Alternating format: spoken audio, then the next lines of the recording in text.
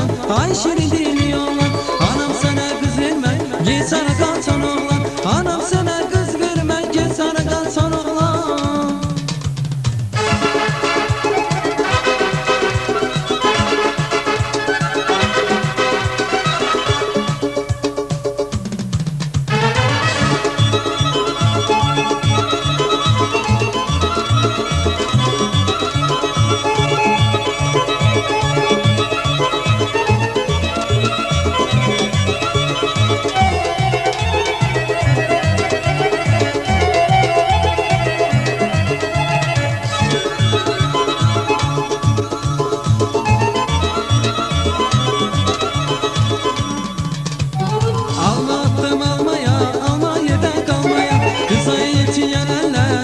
Yaşa dolandı, alma attım almaya, alma yerde kalmaya.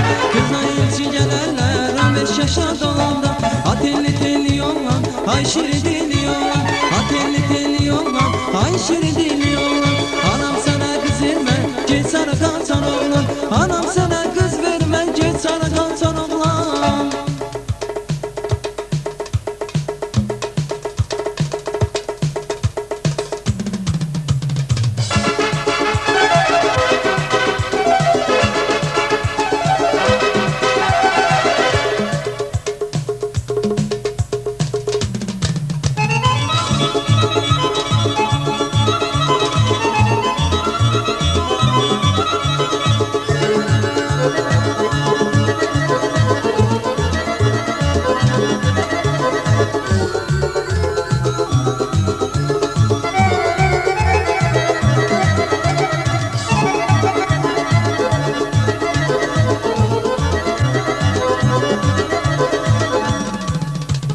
Sen saat 7'de samanına 7'de dal kapını açtılar, kız yetli kaçtılar. Sen saat 7'de samanına 7'de dal kapını açtılar, kız yetli kaçtılar.